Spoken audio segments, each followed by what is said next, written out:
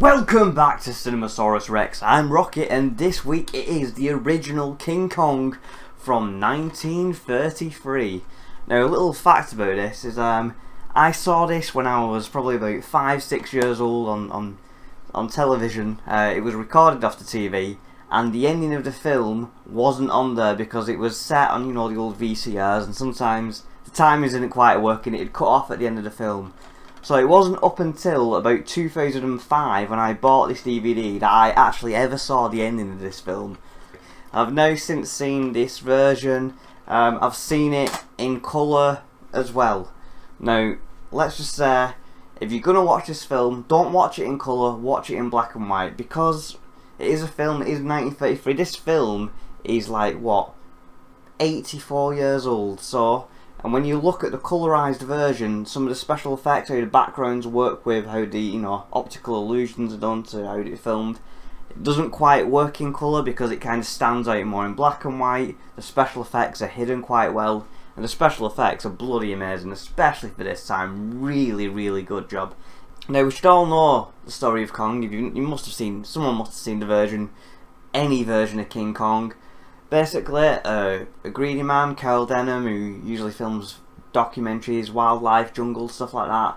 He's heard about this mystical island, and he wants to take a girl there and take a picture. They don't have a girl, he goes finding a girl. They get on this boat with a massive crew, and they come across to find Skull Island. So they all dock there, and you have all these natives prancing and dancing about, shouting Kong, Kong, Kong, and all this shit. Carl on the team are like, whoa, we don't really like this. They take the women back, the woman back to the boat, like, right, we'll think of a new plan, we'll go back tomorrow, we'll see if we can get a better look at the island. Then, overnight, the natives come, they kidnap the girl so they can sacrifice her to King Kong.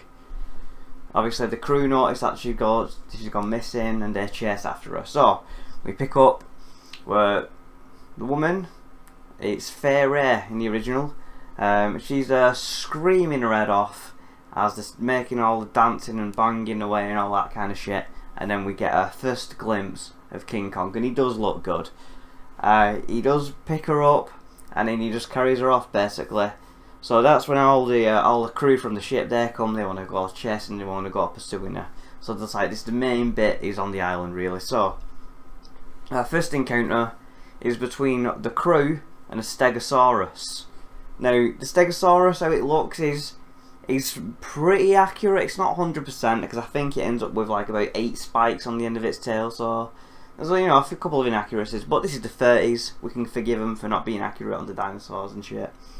So the Stegosaurus sees this crew, comes charging at them, and all the crew there start shooting away, kill it, they bomb it, gas it out, kill it, some more. It's still alive, he's still there shooting away, and then I think Carl puts just a gun, bang, bullet to the head, kills the Stegosaurus. And then, well, what seems like a plesiosaur or something, you just see this like snake, serpent's head coming out of the water and a bit of body.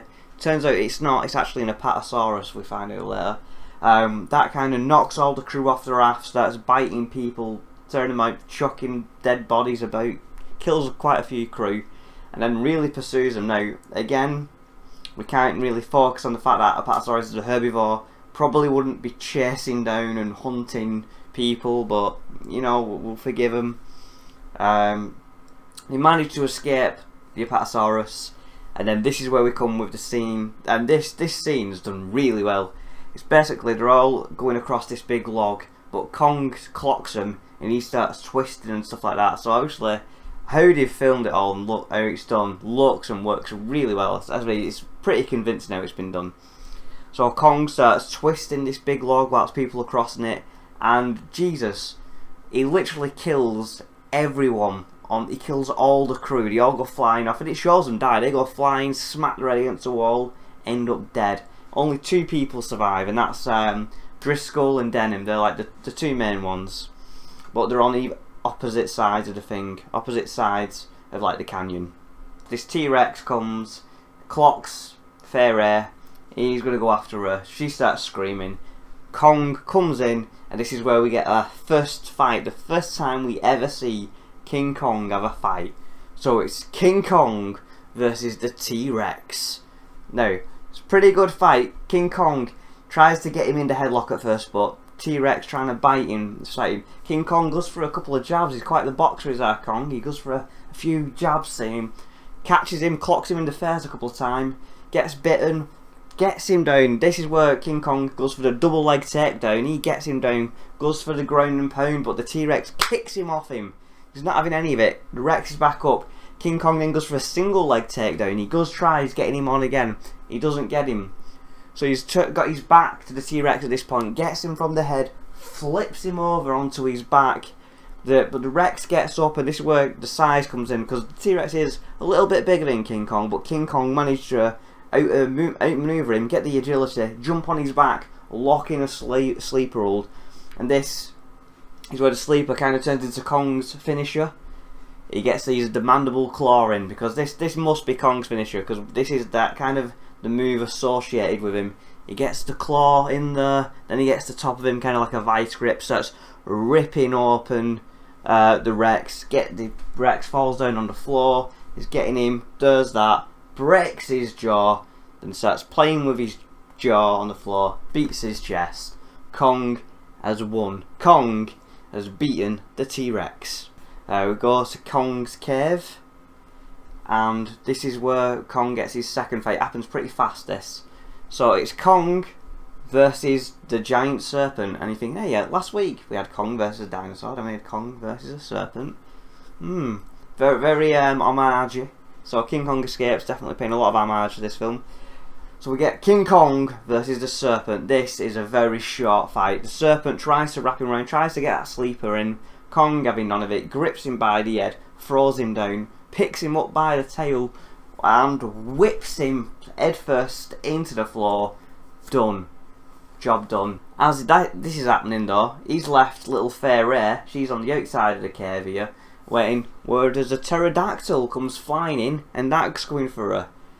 And then this is where Kong is shouted over. Again, he comes over for his third fight, his third and final fight of the film, I should say. So it's King Kong versus the pterodactyl, and this again is a short fight because pterodactyl's trying to get a Fair Ray. King Kong grabs the legs, pulls him towards him, grips his neck, that's choking the life out of the pterodactyl, pings him down, strangles it to death, then just for shits and giggles gets his beak, kills him, just rips his fucking jaw open. He's had enough, he has, Kong. But it doesn't show this, but it's how it's explained. Is Carl Denham says we're going to make a giant raft, and we're going to take him back to New York. So they don't show him getting taken to New York, but we know he's got there on a giant raft. And then this is where Carl Denham, he does his big show, and it's King Kong, the 8th wonder of the world. And they've got him in this big theatre. They don't explain how they got King Kong in the theatre. None of them doors are big enough for him, but whatever. We'll just let that one slide. They show Kong to him, and people are like, oh fuck me, look at this giant ape. Then all the crew come in that start taking pictures for the morning papers or whatever. All the lights are pissing off Kong. So he rips out of his chains, and this is where it kind of all goes to shit, really, doesn't it? So Kong barges through, smashes through the side of the building. He's looking for Fair Ray. He's like, where the fuck is she? Gets into a hotel, climbs to a hotel, puts his fist through a window, grabs the bed, pulls the bed towards her, grabs it, he's like, come here, you little bitch, I got you. So he's making his way up the Empire State's building, and this is where they get the planes on him. So they set 4 planes on him, planes coming round, spinning around. Kong manages to smack one of them, it kind of cracks into the building, and then falls off. And then we get 3 other planes circling around, they all keep going around, gunning him. He starts bleeding in the chest, bleeding in the neck. Keep shooting him in the back, shooting him in the neck again. And then he just does too much for Kong, and he lets go, falls backwards, smacks his head on the side of the building, lands clean, boom, dead. And that's it, that is King Kong. Do I recommend this film? Definitely. This film holds up, special effects are brilliant. This is probably the best version of King Kong, and I just don't think it'll be outdone anytime soon. Not even with Kong Skull Island, just don't think it'll touch this one. So go out, recommended. That was King Kong. We saw his first 3 fights, we saw his rookie year, he's come through. Obviously King Kong then goes on to fight Godzilla, doesn't do too well. Then he goes as his fight with Mecha Kong, gets his Intercontinental title. So next week, Intercontinental title is on the line. King Kong 1976.